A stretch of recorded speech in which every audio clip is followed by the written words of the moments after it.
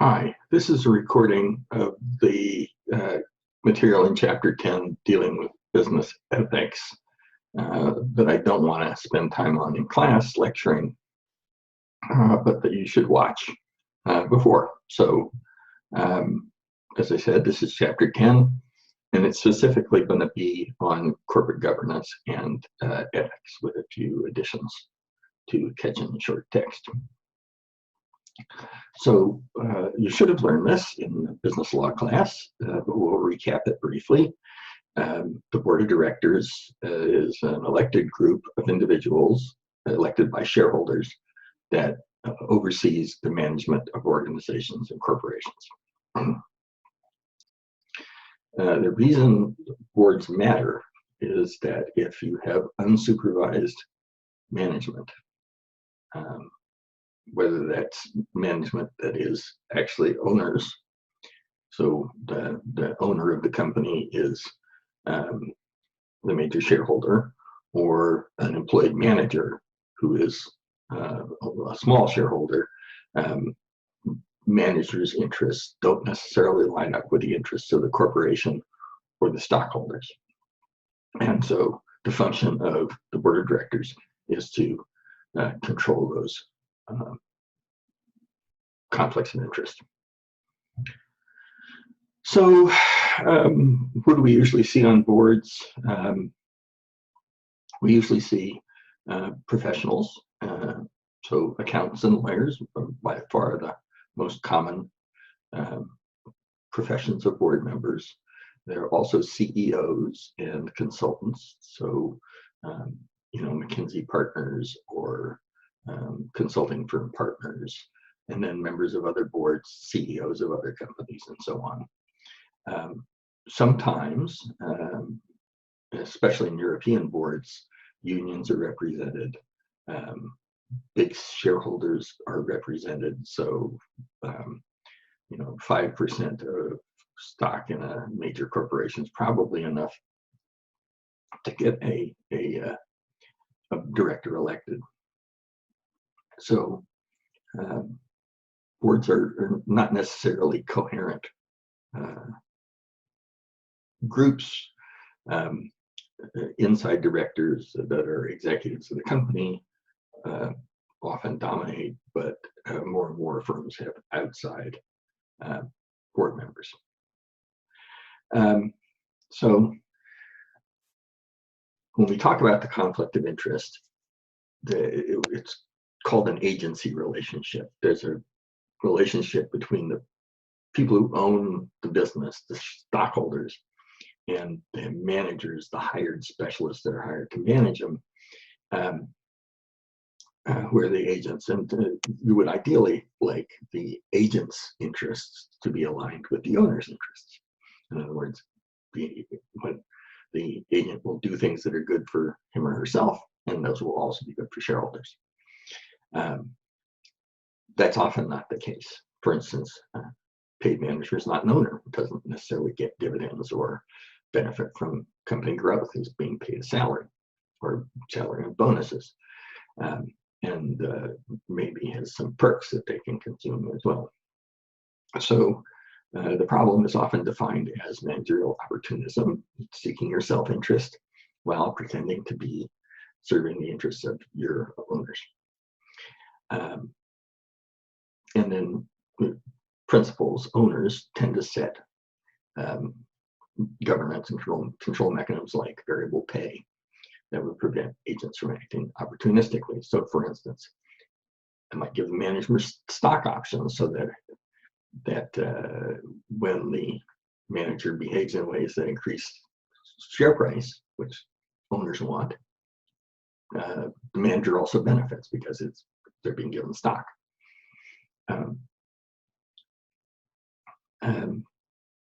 That's well and good, but the manager might have a very different time horizon than long-term shareholders and might still act opportunistically. So this is always a problem that boards have to consider. And here's one reason why.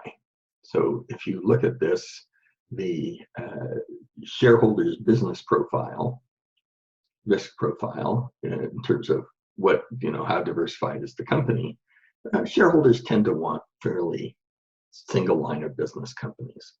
They're more efficient. Shareholders have other ways to diversify. They can buy other stocks, for instance. Whereas managers, they want, it's better to run a big corporation if you're CEO, because you get paid more. And if I'm in a more diversified business, returns are also likely to be less uncertain, both of which tend to be tied, related positively to pay. So managers tend to prefer more diversified businesses than shareholders. A shareholder can diversify by buying a portfolio of stocks.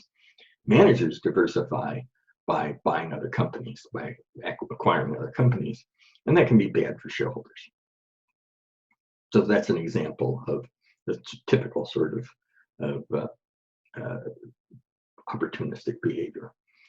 Acquisitions that sound good might simply be for the benefit of management.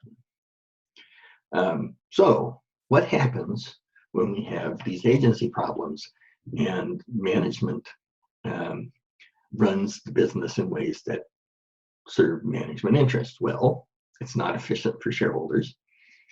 Share price might go down, and there are a couple of risks, right? Management might actually try and buy the company out in a leveraged buyout, or an outsider might try and take over the company and take it private. Just a lot of private equity firms do exactly that. That's their whole business, is to buy publicly traded companies, take them private, make them more efficient, and then turn around and make them public again and recover the investment. There are a lot of takeover attempts that actually increase shareholder value. They force management to be more efficient. If you want to keep your job, you have to fight off the pirate. To do that, you have to be more efficient. Then there are also management defenses where management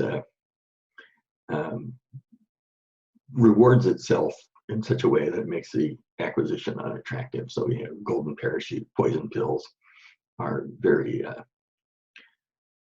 very common, and then sometimes takeover attempts are simply attempts to get bought off. The acquirer attempts to get bought off. But between all of these, there are market mechanisms that tend to push back against agency problems and enforce shareholder value. So that's the governance piece. It's not in the paper. It's not really critical for us, but it's important for you to know. What is critical for us is, in this chapter, is this emphasis on the rationality of decision making. Why does this matter? Everybody assumes, sometimes based on evidence, sometimes not, that the way they see the world is the way everybody else sees the world. If I have values and beliefs, I tend to, because I surround myself with people who are like me, I tend to think that they're shared. And I don't assess them for reliability or validity. They're taken for granted. And as a consequence, I'm likely to believe that I am being rational and unbiased, when in fact I'm not. And that's why I want you to look beyond what the companies say about themselves, because you need more sources. And if you're going to assess reliability and validity, you need comparison. At any rate, we're going to flip through a few things that you probably got in 401, but maybe not. So this is Kohlberg's 6 stages of moral development. It's post-World War II. He developed it as an officer in the Army, where he had to deal with a range of people operating at very different sort of decision processes from,